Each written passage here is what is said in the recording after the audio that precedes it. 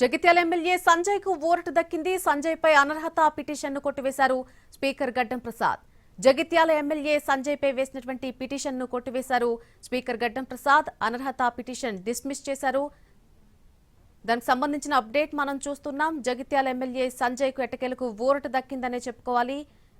సంజయ్ పై ఉన్నటువంటి అనర్హత పిటిషన్ ను కొట్టివేశారు స్పీకర్ గడ్డం ప్రసాద్.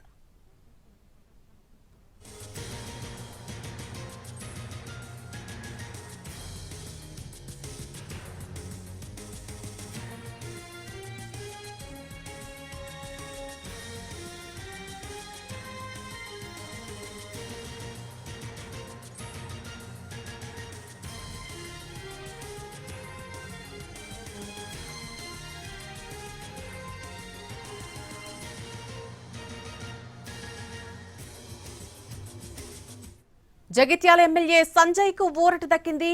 సంజయ్ పై అనర్హత పిటిషన్ ను కొట్టివేశారు స్పీకర్ గడ్డం ప్రసాద్. ఈ అంశానికి సంబంధించి పూర్తి అప్డేట్ మా ప్రతినిధి చారి అందిస్తారు.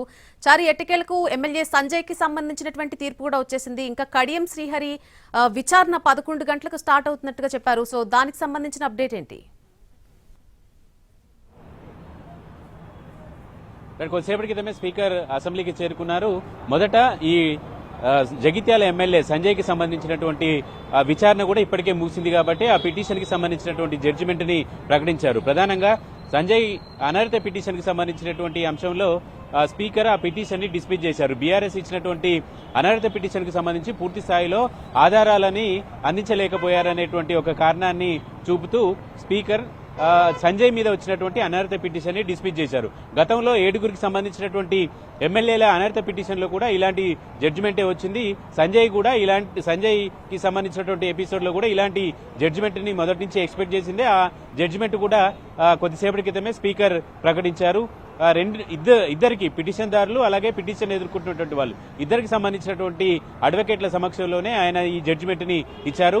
ఇక కడియం శ్రీహరికి సంబంధించినటువంటి విచారణ ప్రస్తుతం కొనసాగుతుంది. కొద్దిసేపటి క్రితమే ఈ విచారణ ప్రారంభమైంది. అయితే ఈ రోజు జరుగుతున్నటువంటి విచారణలో ప్రధానంగా బీఆర్ఎస్ నుంచి పిటిషన్ వేసినటువంటి కేపీ వివేకానంద ఉన్నారు. ఆ కేపీ వివేకానందకు సంబంధించినటువంటి అడ్వకేట్లు మాత్రము ఎవిడెన్స్ ని స్పీకర్ ముందు ప్రొడ్యూస్ చేయాల్సి ఉంటుంది.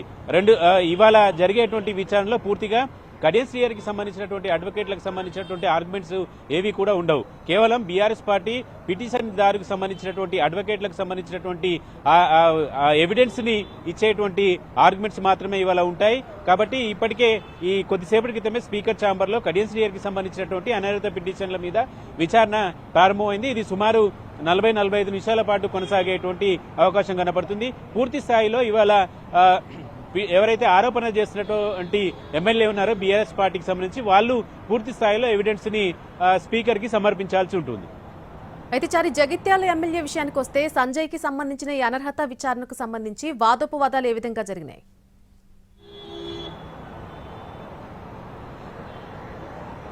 సంజయ్ కి సంబంధించినటువంటి ఆర్గ్యుమెంట్స్ గతంలోనే ముగిశాయి. మొత్తం 10 మంది ఎమ్మెల్యేలు పార్టీ మారినటువంటి నేపథ్యంలో 8 మందికి సంబంధించినటువంటి విచారణ మొదటి దశలోనే పూర్తయింది. అయితే 7గురికి సంబంధించినటువంటి తీర్పుని మాత్రమే 2 దఫాలుగా స్పీకర్ ప్రకటించారు. ఆ పెండింగ్ లో ఉన్నటువంటి జడ్జిమెంట్ మాత్రమే సంజయ్ది. అయితే ఆ సంజయ్ కి సంబంధించినటువంటి ఆర్గ్యుమెంట్స్ జరుగుతున్నటువంటి సందర్భంలో కూడా నేనెక్కడా పార్టీ ఫిరాయించినటువంటి పరిస్థితి లేదు. కేవలం అభివృద్ధి కోసమే సీఎంని గెలిచాము. సీఎంని గెలిచినంత మాత్రాన పార్టీ మారినట్టు కాదు. ప్రస్తుతం బీఆర్ఎస్ పార్టీకి సంబంధించి ఎల్పీకి మా జీతం నుంచి డబ్బులు కూడా కట్ అవుతున్నాయనేటువంటి అంశాలు, వీటితో పాటుగా బీఆర్ఎస్ పార్టీ నుంచి తమకు నోటీసులు కానీ బీఆర్ఎస్ పార్టీకి మీ సభ్యత్వం రద్దు కూడా చేసుకోలేదు. కాబట్టి ప్రస్తుతం మేము బీఆర్ఎస్ లోనే కొనసాగుతున్నాం అనేటువంటి ఆర్గ్యుమెంట్స్ నే చేశారు. ఈ నేపథ్యంలో ఈ ఓన్లీ సంజయ్ విషయంలోనే కాదు, మిగతా 7గురు ఎమ్మెల్యేలకు సంబంధించినటువంటి విషయంలో కూడా ఇలాంటి ఆర్గ్యుమెంట్స్ నే వినిపించారు. మొత్తం 7గురికి సంబంధించినటువంటి జడ్జిమెంట్ ఎలా ఉందో సంజయ్ కి సంబంధించినటువంటి జడ్జిమెంట్ కూడా స్పీకర్ అలాంటి జడ్జిమెంట్ ని ఇచ్చారు. 8 మందికి సంబంధించినటువంటి అనర్హత పిటిషన్లని డిస్మిస్ చేశారు. అయితే ఈ డిస్మిస్ కు సంబంధించినటువంటి ఎపిసోడ్ ని కనుక మనం చూస్తే ఈ ఇద్దరికి సంబంధించి రీసెంట్ గా దానం నాగేంద్రకు సంబంధించినటువంటి అనర్హత పిటిషన్ విచారణ జరిగింది. 18వ తేదీన మరోసారి ఈ విచారణకు రాబోతుంది. ప్రస్తుతం కడియం శ్రీహరి విచారణ కూడా ప్రస్తుతం కొనసాగుతుంది. కాబట్టి ఈ ఇద్దరికి సంబంధించినటువంటి జడ్జిమెంట్ పూర్తి స్థాయిలో వచ్చిన తర్వాత ఈ జడ్జిమెంట్ ని సవాల్ చేసేటువంటి అవకాశం ప్రతిపక్ష పార్టీకి అలాగే పిటిషన్ వేసినటువంటి ఎమ్మెల్యేలకు అవకాశం ఉంది. ఎందుకంటే ఈ విచారణలన్నీ మనం చూస్తున్నాం. సో కడియం శ్రీహరి విషయానికి వచ్చేసరికి కాస్త బీఆర్ఎస్ కూడా చాలా గట్టి ప్రూఫ్స్ తో సిద్ధంగా ఉన్నట్టుగా కనిపిస్తోంది. సో ఈ విచారణ ఈ రోజు ఏ విధంగా జరిగే అవకాశం ఉంది? రెండు వర్గాలు తమ వాదనలు ఏ విధంగా వినిపించే అవకాశం ఉంది? రోజు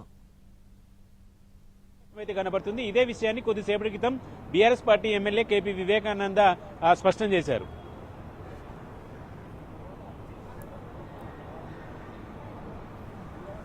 ఎస్ చారి, ఇప్పటి వరకు మనం చూసాం ఈ రోజు కడియం శ్రీహరి వంతు వచ్చింది. ఇందాక మనం చెప్పుకున్నట్టుగా ఈ విచారణలన్నీ చూస్తుంటే ఇప్పుడు జరగబోయేటువంటి ఈ విచారణ ఒక ఎత్తుగా కనిపిస్తుంది. ఎందుకంటే గట్టి ప్రూఫ్స్ మా దగ్గర ఉన్నాయంటూ కూడా బీఆర్ఎస్ చెప్తున్నటువంటి నేపథ్యం మనకు కనిపిస్తోంది. సో కడియం శ్రీహరి విషయంలో జరిగేటువంటి విచారణ ఏ విధంగా ఉండే అవకాశం ఉంది? ఈ రోజు అసలు రెండు వర్గాలు కూడా ఏ విధంగా తమ వాదనలు వినిపించే అవకాశం ఉంది? అంటే ప్రధానంగా కడియం శ్రీహరికి సంబంధించినటువంటి విషయంలో రెండు మౌలికమైనటువంటి అంశాలని బీఆర్ఎస్ పార్టీ ప్రస్తావిస్తుంది. ప్రధానంగా కడియం శ్రీహరి సీఎంని కలిశారు, అందరి ఎమ్మెల్యేలాగానే తను కలిశారు. అయితే కడియం శ్రీహరి కూతురు పార్లమెంట్ ఎన్నికల్లో కాంగ్రెస్ పార్టీ నుంచి వరంగల్ పార్లమెంట్ నియోజకవర్గం నుంచి పోటీ చేశారు. వరంగల్ పార్లమెంట్ నుంచి కడియం కావ్య పోటీ చేసినటువంటి సందర్భంగా ఆయన కడియం శ్రీహరి తండ్రిగా కాంగ్రెస్ పార్టీకి ఓట్లు వేయండి అని కాంగ్రెస్ తరపున ఎన్నికల ప్రచారం నిర్వహించారు. కాంగ్రెస్ ప్రచార ర్యాలీలో పాల్గొన్నారు, కాంగ్రెస్ ప్రచార సభల్లో పాల్గొన్నారు. కాబట్టి వీటన్నిటినీ ఇవాళ బీఆర్ఎస్ స్పీకర్ ముందు ప్రొడ్యూస్ చేస్తుంది. కాంగ్రెస్ పార్టీలో చేరకపోతే, కాంగ్రెస్ పార్టీకి మద్దతు తెలపకపోతే కాంగ్రెస్ పార్టీకి ఓటు వేయాలి అని ఎట్లా ప్రచారం చేశారు అనేటువంటి అంశాన్ని ప్రధానంగా ప్రస్తావించబోతున్నారు. దీంతో పాటుగా కొన్ని సందర్భాల్లో కడియం శ్రీహరి అవును నేను కాంగ్రెస్ పార్టీలో చేరాను, అభివృద్ధికి సంబంధించినటువంటి విషయంలోనే చేరాను అనేటువంటి అంశాన్ని కూడా మీడియా సమావేశాల్లో ప్రస్తావిస్తూ వచ్చారు. వీటితో పాటుగా రాజీనామా కూడా చేయడానికి సిద్ధంగా ఉన్నాను అనేటువంటి కొన్ని కామెంట్లు చేశారు. వీటికి సంబంధించినటువంటి మీడియా క్లిప్పింగ్స్ కావచ్చు, ప్రెస్ మీట్ కి సంబంధించినటువంటి క్లిప్పింగ్స్ కావచ్చు, వీటన్నిటిని కూడా స్పీకర్ ముందు బీఆర్ఎస్ పార్టీ ఇవాళ ప్రొడ్యూస్ చేస్తుంది. దీనికి సంబంధించి కడియం శ్రీహరికి సంబంధించినటువంటి అడ్వకేట్ల ఆర్గ్యుమెంట్స్ ఎలా ఉంటాయి, ఈ రోజు మాత్రం కేవలం బీఆర్ఎస్ పార్టీకి సంబంధించినటువంటి అడ్వకేట్ల ఆర్గ్యుమెంటే ఉంటుంది. కాబట్టి కడియం శ్రీహరికి తరపున ఆర్గ్యుమెంట్స్ ఎట్లా ఉంటాయి అనేది మరొక డేటుకి గడువు ఇస్తారు. కాబట్టి ఆ రోజు కడియం శ్రీహరి తరపున అడ్వకేట్లు ఏం వాదిస్తారు, మొదటి నుంచి తాను చెప్తున్నటువంటి ఆర్గ్యుమెంట్స్ వినిపిస్తారు అనేది చూడాలి. Right Chari, thank you for the update.